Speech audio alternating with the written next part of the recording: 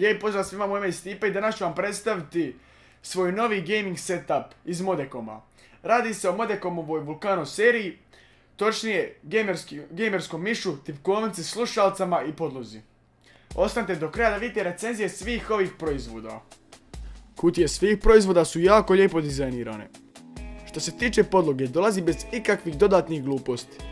Čista podloga. Dimenzija podloga je 800 x 345 mm. S tim da je podloga veća na prostoru za miš. Također imate i posebno označen prostor za tipkovnicu. Po mom ukusu, podloga je previše napucana i meni se niti malo ne sviđa. Ali materijal je za svaku pohvalu. Miš jako lijepo klizi po samoj podlozi. Sviđa mi se što su krajevi dodatno presvukli koncem, kako ne bi došlo do nepoželjnih odvajanja materijala. Cijena podloge je 15 eura.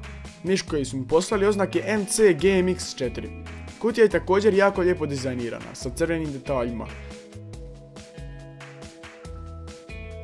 U kutiji dobijate user manual te dodatne gumene podloške.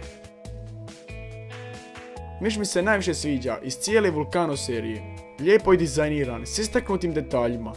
Miš krasi RGB osvjetljenje, koje mijenjate pomoću Modecomovog softvera. Maksimalni DPI je 7200, koji možete namjestiti na 5 različitih modova, te napraviti 5 različitih profila. Miš ima 8 programabilnih tipki. Kabel je presvučen i dug je 180 cm.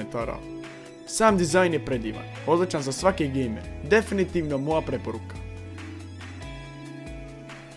Miš možete kupiti po pristupačnoj cijeni od nekih 30 eura. Kutija tipkovnice je praktički ista kao i ostalim Vulcano proizvodima.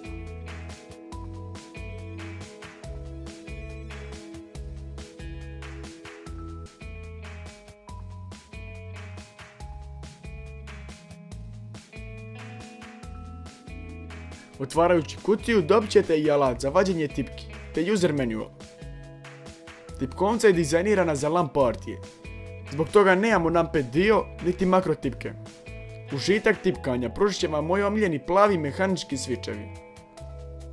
Nažalost, pozadinsko osvjetljenje je samo crvene boje, što se neće uklapati u sve gamerske setupe, ali super je što imate gomilu različitih modova.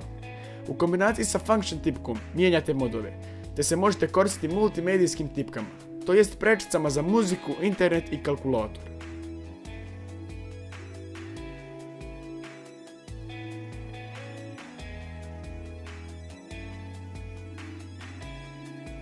Tipkovnica ima potpuni anti-ghosting, pozlačeni konektor, presvučeni kabel dug 180 cm. Također definitivno moja preporuka za tipkovnicu. Jedina zamjerka je što ima samo crveno pozadinsko osvjetljenje. Cijena tipkovnice se kreće od nekih 70 eura. Posljednja stvar iz Vulcano serije je Vulcano Saber headset.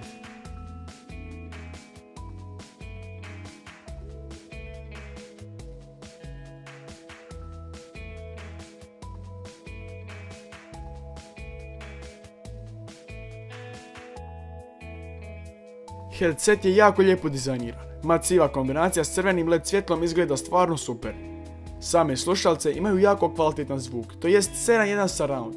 Također slušalce posjeduju vibraciju, tako da ćete i osjetiti igru koju igrate. Ugodno sam se iznenadio samom udobnošću, zahvaljujući mekim jastucima za uši. Nema podesivu veličinu, ali zbog rajfa slušalce se same prilagode vašoj glavi. Mikrofon je na izvlačenje, a zvuk koji sada slušate dolazi sa tog mikrofona.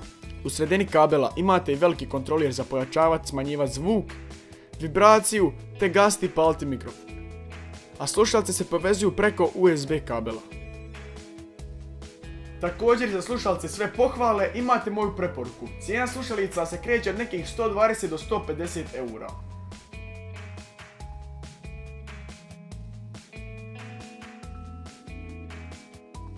Moje ime je Stipe, hvala vam što ste gledali ovaj video, pretplatite se na kanal za još kvalitetnog sadržaja.